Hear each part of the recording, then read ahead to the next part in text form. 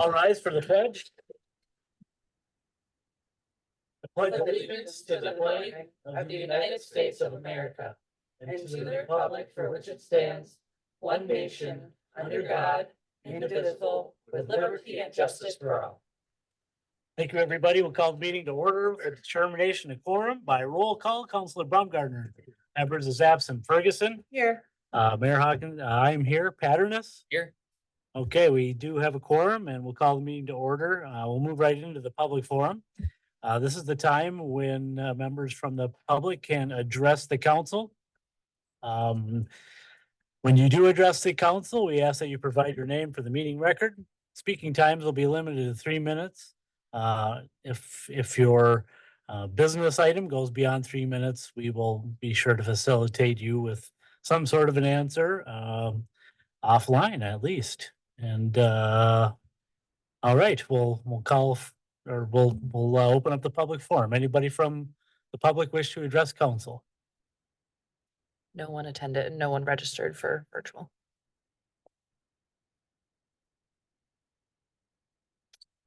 Most of you know who I am, even the people online, but Todd Howard, my concern and my question for this meeting, I know that we're doing the second reading or the voting or whatever for the dog licensing. There was some conversation last meeting about lack of public participation, for lack of better terms. My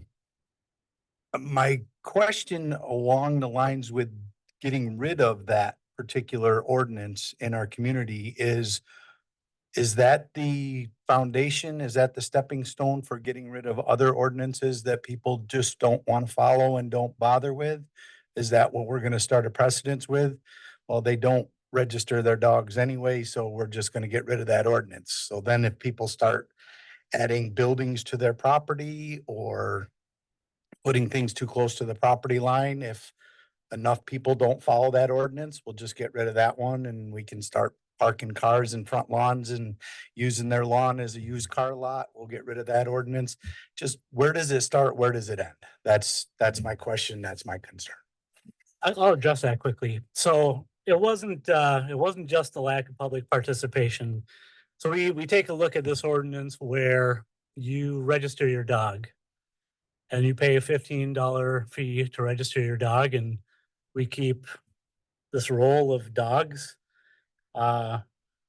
listed in a list of dogs in the city. So this list of dogs that are enrolled in the city really just doesn't have a use.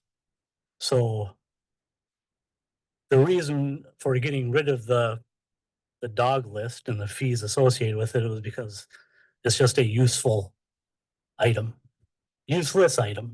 Okay, and my response to that is a mail carrier in the community is part of the responsibilities of getting that license is you had to prove that that dog has been vaccinated.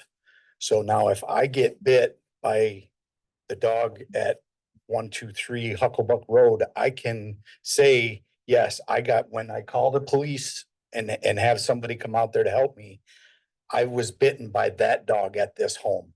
Now, that list that you were talking about is going to show that they've been vaccinated against rabies. And now I don't have to jump right into a rabies series when I go to the emergency room because we don't know that this dog has been vaccinated. And the same thing can be said for our children in this community. We're in summertime right now. I'm running through more kids every day delivering the mail than we would at any other given time. And if a dog is not licensed, we don't have to monitor whether or not they do have their vaccinations. And if a child is bitten. So as a dog vaccination expert like yourself, Not an expert. how long would you say a rabies vaccine is good? 2 years. How long is a lifetime dog license good for? Okay, but doesn't that fall to the responsibility of a responsible pet owner to make sure that their animal continues to be vaccinated? We go out of our way to make sure that every responsible golf cart owner and ATV owner in this community pays their money to get their permit so that they can responsibly run it on our roadways. But yet we're not going to keep somebody responsible to owning a pet that could do just as much or more damage to a child in this community if an aggressive animal interacts with a child. What I'm getting at is this lifetime license that you buy when you get your 6-month-old puppy and you get him his rabies shot. And now at year 3, he bites somebody. There's no record of any rabies. You know, he has not necessarily gotten his vaccination since. Okay, so then my question would be maybe visiting a different form of licensing instead of a lifetime license for a pet owner for a dog. The vet sends the notifications that your rabies shot is up on your dog. I know, I deliver them all the time. So maybe that list should be modified to check and see, follow up with that homeowner or that pet owner. Do you still have this pet? Can you bring some verification to the city hall to let us know that your pet is properly vaccinated so that it's a safe animal for our community? Mr. Mayor, can I comment just for a moment? Sure. So I understand your concern and just a little bit, something with the process. So if somebody is bitten by a dog and they call the police, our process is no longer that the police is calling City Hall to inquire about the rabies vaccination of that animal. They will instead go directly to that homeowner to confirm that the dog is up to date on that vaccination or not. And so that process where somebody might be checking with City Hall to see if a dog or a cat, because the license is for both animals, if they're up to date on their vaccination, that's just no longer part of the process because we want to make sure that we are timely to the request. And so we go directly to the animal owner. So that's why we've gotten rid of that level of bureaucracy so that we can be more responsive. So. Okay. Anybody else from the public wish to address council at this time? All right, seeing none, we'll move on to the regular meeting portion here. We've all been privy to the agenda. I'll call for a motion to approve tonight's agenda. Moved. Second. Motion's made by Baumgartner, seconded by Paternoss to approve the agenda. Any further discussion? Hearing none, all in favor say aye. Aye. All opposed, same sign. Motion carries.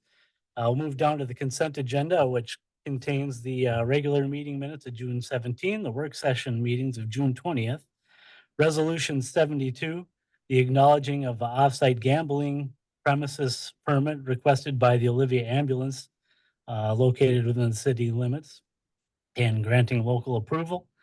The West Central Sanitation Refuse Contract, the contractor's application for payment number 12 for the Depew Avenue project. Confirmation of mayoral appointment to John Baumgartner to the Zoning Board of Appeals.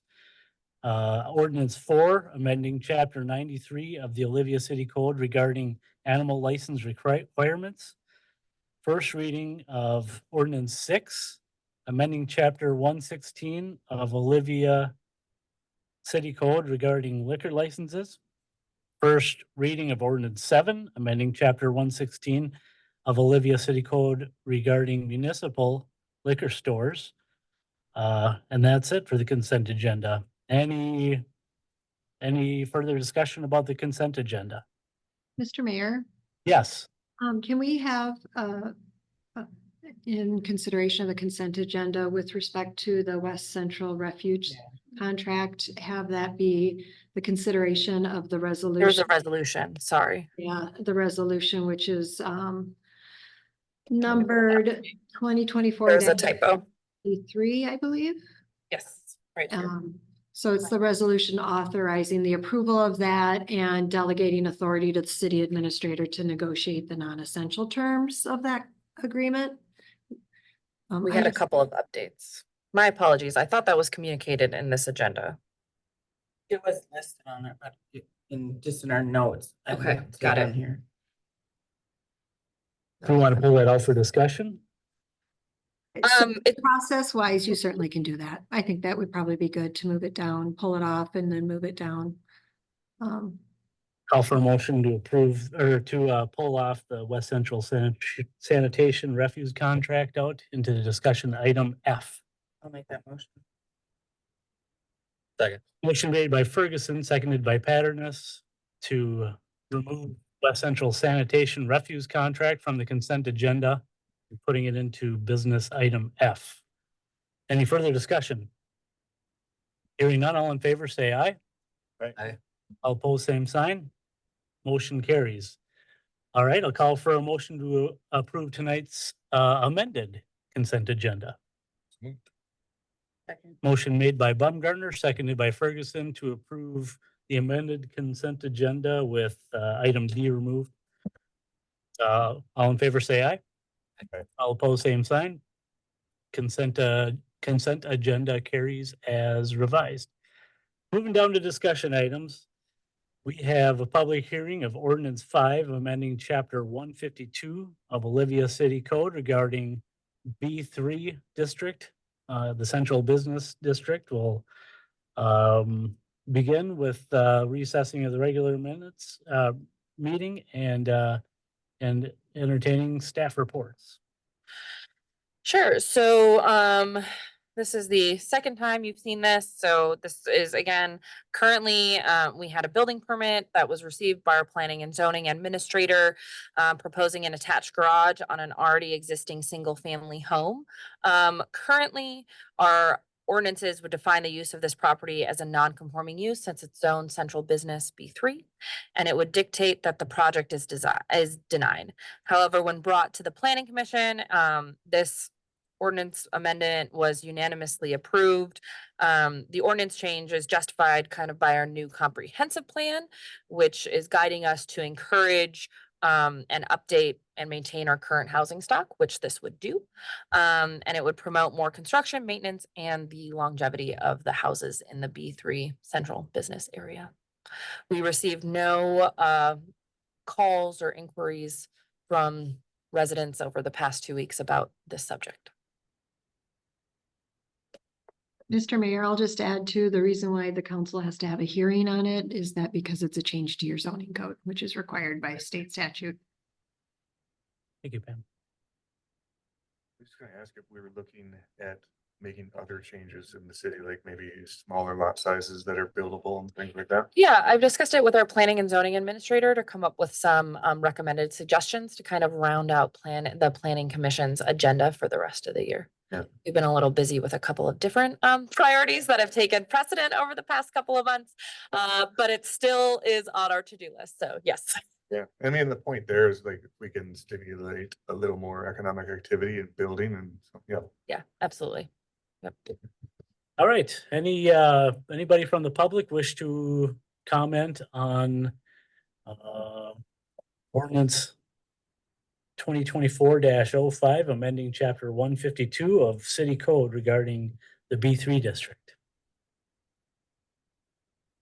All right, we'll close down the public comment section and the public hearing in total, and reopen the regular meeting. And I guess if council has no more conversation or discussion about this, I'll just call for a motion to approve ordinance 05, amending chapter 152 of Olivia City Code regarding District B3. Moved. Motions made by Baumgartner, seconded by Patterness to approve ordinance 05. Any further discussion? Hearing none, all in favor say aye. Aye. All opposed, same sign.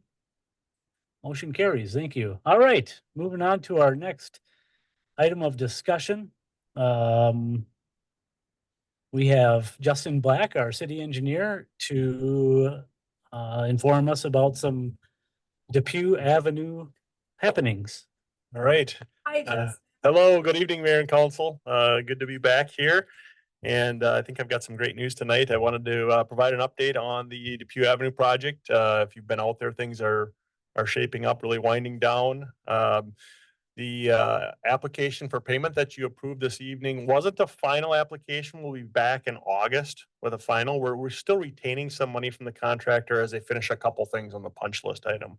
But it did include all of the work items that were completed this spring as we did the final paving and some of the final work on the project. From a budget standpoint, for the construction piece of the project, the total construction fund, if you will, or construction funding was 8.75 million. That was the funded or budget amount. Right now with this most recent pay application, we're at about 8.37 million. So 8.75 was the funding, so we're under budget, which is great news from a construction standpoint. Things really went well on the project overall. Now that's the construction side. Now talking about the engineering side of the project, we still have some work to do as we finish the project out, wrap things up, close the project out with your funding agency, USDA. So we still have some more time to wrap things up. But from a budget standpoint on the engineering side, we're tracking to be about 100,000 below budget, which is a pretty significant amount from an engineering cost standpoint. That can be tied directly to the timeline of the project. 3 years ago, when we were looking at the project and getting ready for construction, we were anticipating this project to take 2 full construction seasons and then part of a third. What happened, the reality was that first construction season was cut about in half. That's when we were still feeling the pains of supply shortages from COVID. The contractor didn't get started until it was about middle of July or end of July. So that first construction season was only a half a season. Last year was a great year for construction. It was dry, the weather was great, they could work every day, and they made up the difference. They got the project done essentially in a year and a half and then part of the spring.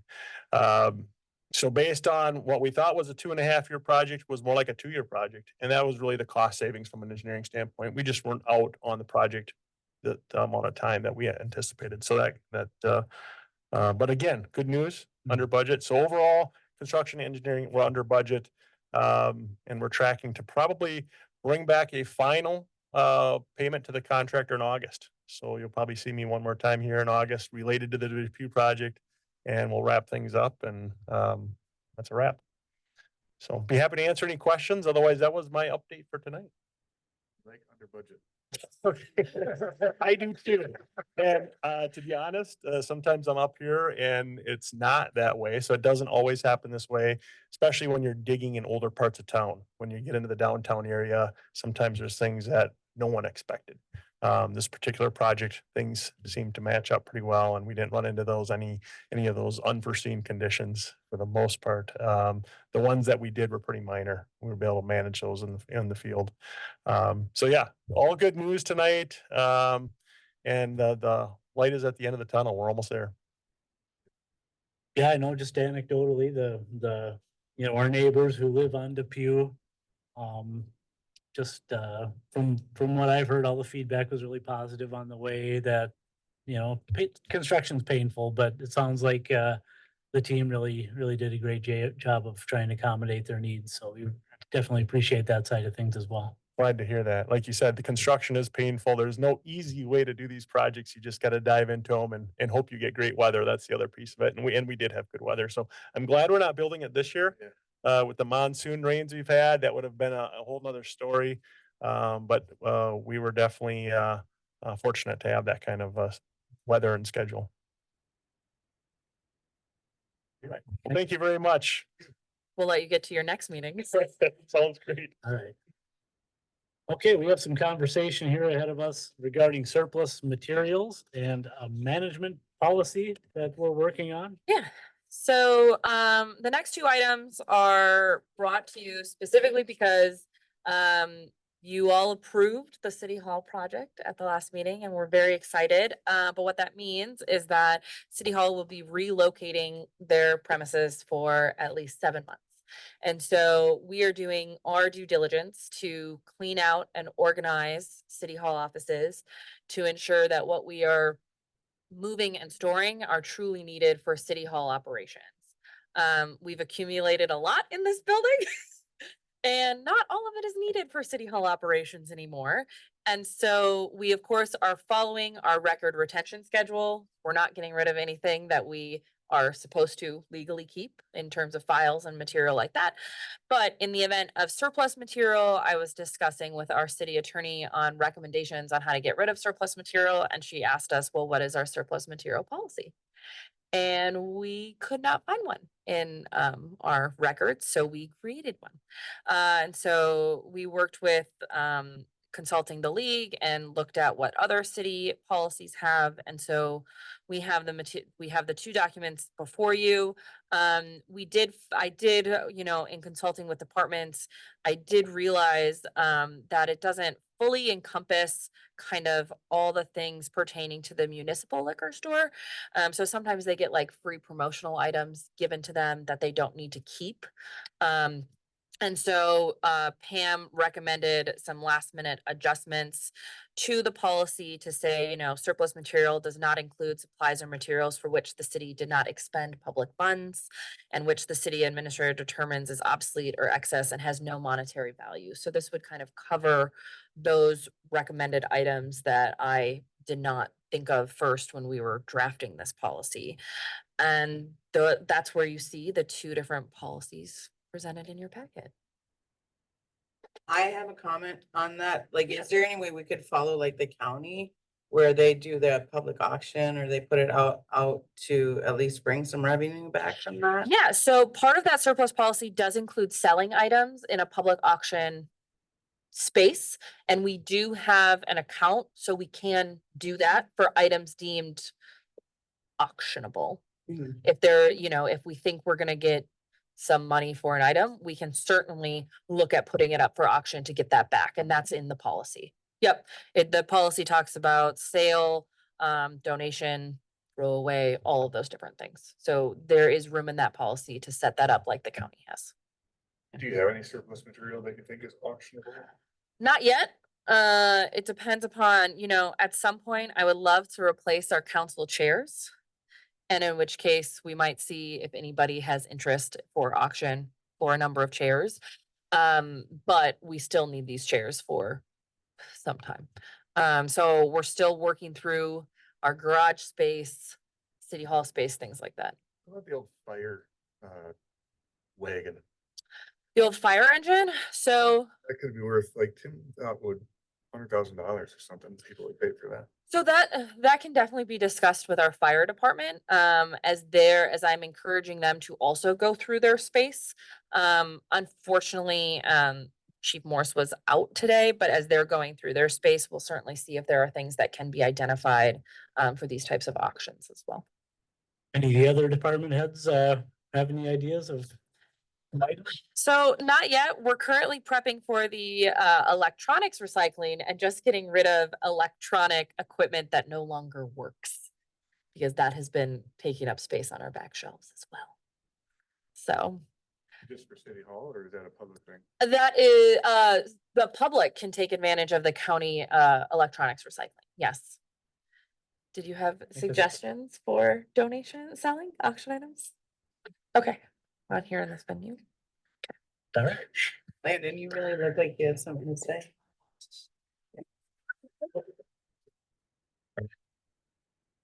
Question. Yeah. Are we on B or E? So my report was on both items, Oh. but they are two separate kind of policies. There's a much longer process on how to donate items.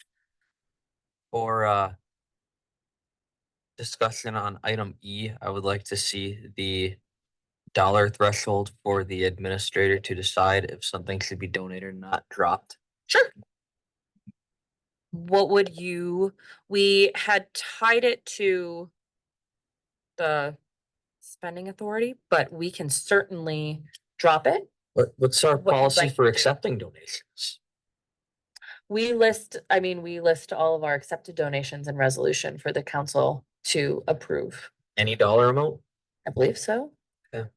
Would you like, we can, if you wanna I think it strike, bears discussion what dollar amount we should empower the administrator to decide to donate to. so Okay, or- approval of a donation, so you would still approve the donation. And then we'd list the fair market value of chairs, $50, whatever. And you would say, yes, we agree that you can donate that. And then we would move to, working with organizations, putting what items are up for donated on our website. The organization would fill out the form, tell us their use, and then I would approve that donation to that specific organization. the council would have a chance to weigh in. Yes. Okay, so what's the Oh, difference? subject, There has to be, Mr. Mayor, Council. Yeah. It's dictated by 471-3459 of the Minnesota statutes, and there has to be designation by the council through resolution of any surplus equipment that is deemed to be donated, and the policy itself should identify how to identify which 501c3 corporations or nonprofit corporations it can go to. on, number 8 there on the, Right, I'm not questioning the policy, I'm questioning what's the point of the dollar amount then in part 8? I mean, this was a recommended League of Minnesota policy, so we kind of filled in from there. You know, if it's to a specific eligible organization, if you guys just want additional oversight into which organization the item is being donated to. Sorry, I did not understand that distinction. It's okay. So it's, So this is a 8, you're approving the donation to an eligible organization. Step 3, you're just approving that we can donate a specific item. so that, And then organizations get to contact us and say, we would like that donation. This is what we're gonna use it for. so more or less the administrator, after the council has said, yeah, get rid of whatever via donation. Yes. If it's under $2,500 at the discretion of the administrator. I get to pick of the applications of the 501c3s, Yeah. which one to go to. But if it's over that amount, you all would get to weigh in on which organization it goes to. Would it be separate items adding up to 2,500 or would it be just one item? It says if the surplus equipment has a fair market value less than 2,500, Okay, all right. What's an article of equipment? you could I haven't- say. yeah, there could be a lot. For Well, no, it's, a table, a camera. I mean, typically if the equipment is still working, we ride equipment here until the very end of its lifespan. So I don't anticipate us trying to donate any one item valued at $2,500. and If the fair market value is over 2,500, I can assume you all would like to get that amount of money for it to try and get it. So I mean, the fact of the matter is the council is gonna see what the proposed donation is and the items, and so you can not approve it. right. you always have the option Right. to say, no, I don't want to donate that item. Or that I feel like that's not an individual piece of equipment and it should be broken down.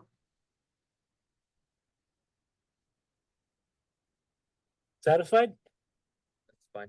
I'm sorry, I misunderstood that when I read that. No, it's good. Yeah, It's a new policy for everybody, so questions make are sure. very good and make very. sure they're completely understood.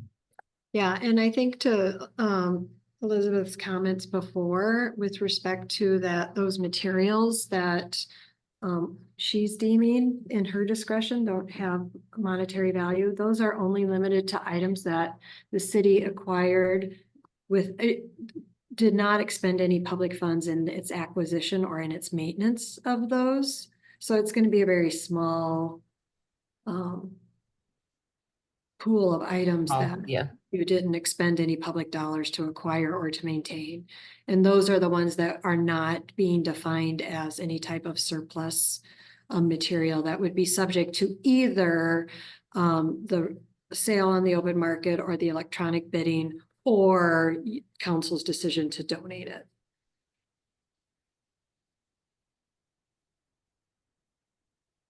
so that's what we have. Do we need to work this into a resolution to become a policy? I think if you make a motion to accept the policy, then that would be fine. I would recommend Would- that the motion to accept the policy with respect to the actual surplus material management policy to reflect the changes. Proposed by the as- city attorney, Yeah, perfect. which is that extra definition of which the city did not expend public funds and which the city administrator determines is obsolete or excess and has no monetary value. So with that amendment. Very good. I'll call for a motion to approve the surplus material management policy. To include the amendment regarding items that have no monetary value.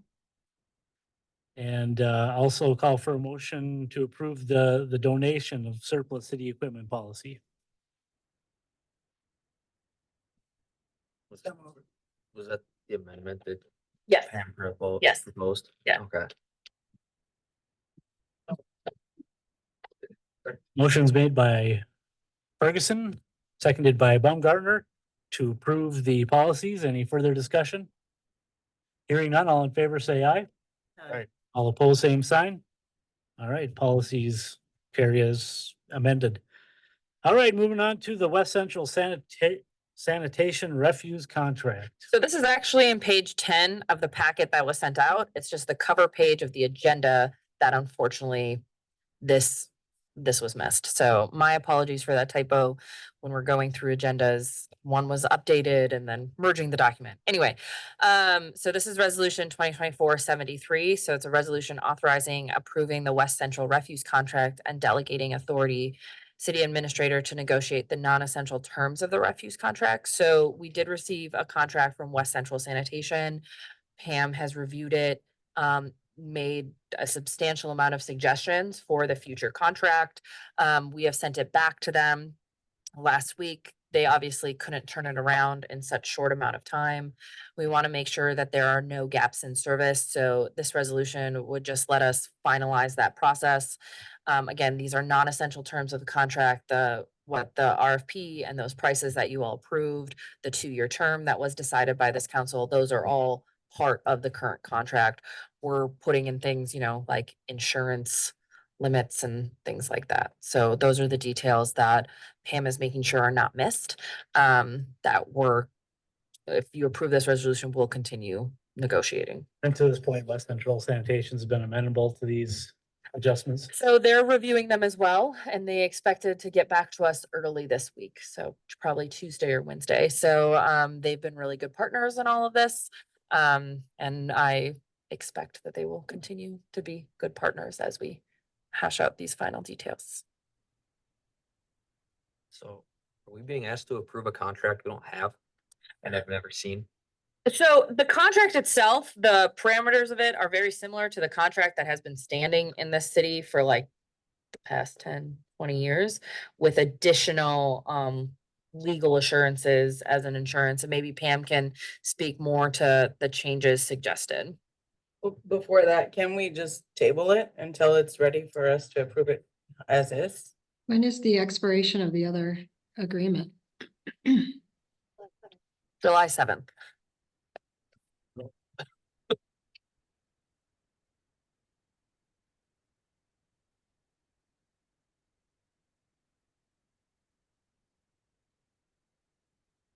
Do you have the adjustments handy? Or we can hear them? Yeah, so, while Elizabeth pulls it up, you could just pull up my red line if you want. Yeah. Just as a note, the comment that Elizabeth sent me just today that, the refuge hauler had suggested was just a redefinition of who's they're providing services to, which is reflective of what you had voted on before. I had made a reference to just households, and they had asked to make it clear that intent was also to include commercial. So that was something that was just ambiguous to them, which is aligns with what you had said before. One of the suggestions was, they use employees, for example, just making sure that it's clear that they're independent contractors and they're not we don't have an employment relationship with them or their employees, to make sure that they have workers' comp for those employees. That wasn't addressed in their agreement. They had liability insurance in there, but they didn't have automobile insurance necessarily listed out. There was some provisions that I included if there was property damage and turnaround times of addressing that. Type of, let's say a truck hit a mailbox or something like to that effect. The council had been very concerned about weight on roads. And so there was language that I added that they would comply with those restrictions with respect to weight on roads. Those were there was no indemnification language, I believe, or some kind of indemnification language that wasn't normal to that effect. As I recall, I think I fine tuned that indemnification so that, let's say somebody who's one of our residents gets injured or hurt and they sue us, the city, then we can say, hey, it's not on us. You need to indemnify us for if there's a loss to us. Was there, what else am I missing, Elizabeth? Those are the main points that I saw you added into the document. Yeah, and then there was just general provisions like severable. So if one of these clauses in this contract is deemed not okay by a court, it doesn't invalidate the whole contract. There was a notice, like when we need to provide notice under the contract for any kind of reason, it just includes where the notice is provided and how it's delivered. So very standard type contract clauses, the data practices that they know that there is a data practices law and that their agreements with us are public documents. So it was those types of standard contract terms when you're working with the municipality that I included too, but nothing that would affect the price or the term or the service that's being provided, the scope of service. I appreciate you guys doing the due diligence on this and making these updates. I just don't want to make it a habit of approving things I haven't at least pretended to look at. Understood. Yeah, pretend to look like stuff. Hey, thanks. Any other conversation or discussion about the resolution 73?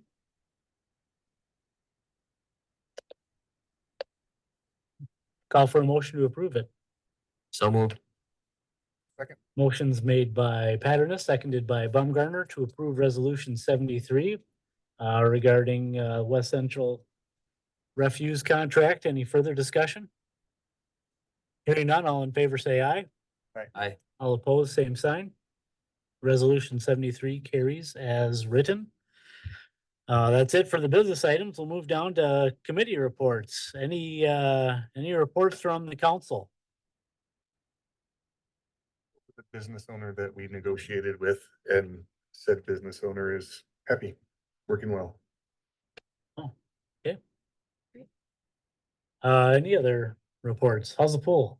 Full of water? Full of people? It's closed this week due to staffing, Yeah. but we're excited to have it open next week. The third session of swimming lessons starts next week and they have openings if anyone's interested. How do we sign up?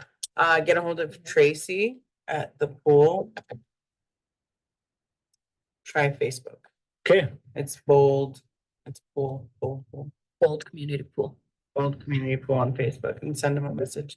She gets back to you right away. She's really good with responding. some things on the chamber side of things. Last week, we had a ribbon cutting over at Gathered out there in the west side of town in West Plaza. Really neat dynamic shop. They're always changing their inventory in and out. So every time you go in there, it's a different store.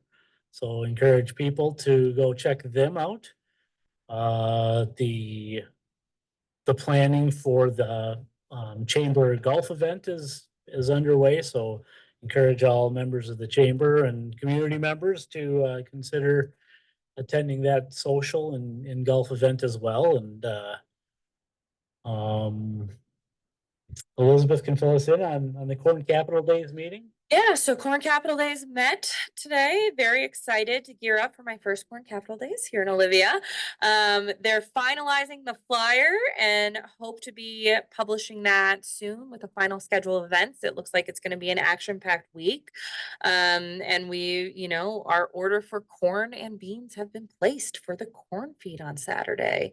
There are still spots open for the parade. If anybody is interested in having a parade float, t-shirts are being sold. They're very comfortable. The design looks great. So you can feel free to order this year's Corn Capital t-shirt designed by Enchanted Arts and Crafts. So it's great to have such a local showing of our Corn Capital Day shirts, $20. So. Just like, every single Corn Capital Days that's ever happened here, it requires a lot of community support and I'm not talking donations, I'm talking about, it requires a lot of volunteerism. And, just want to encourage anybody who's never done it or who hasn't for a while to go ahead and figure out maybe a 1 or 2 hour time slot for any of the events that are out there. I'm sure everybody would be just very happy if there was an extra hand on deck to help them execute things. Anything from parade management help to helping at the corn feed or at the street dance. All of these organizations are all these volunteers are definitely eager to help train new people in and show them how to make Corn Capital Days go. I think you can find a sign up link to volunteer on the city Facebook page. I know has it. I just really encourage everybody to get involved and help move Corn Capital Days forward. And for notices and communications, our liquor store is hiring for part-time clerks. So if anybody knows of anybody who's interested, who might be a good fit, it's primarily evening and weekends. But they are looking for some more part-time help. Okay, any other notices or communications? Call for a motion to adjourn. Second. Motion's made by Baumgartner, seconded by Patterness to adjourn. Any further discussion? Hearing none, all in favor say aye. Aye. All opposed, same sign. We are adjourned. Thank you, everybody. Thanks, everybody.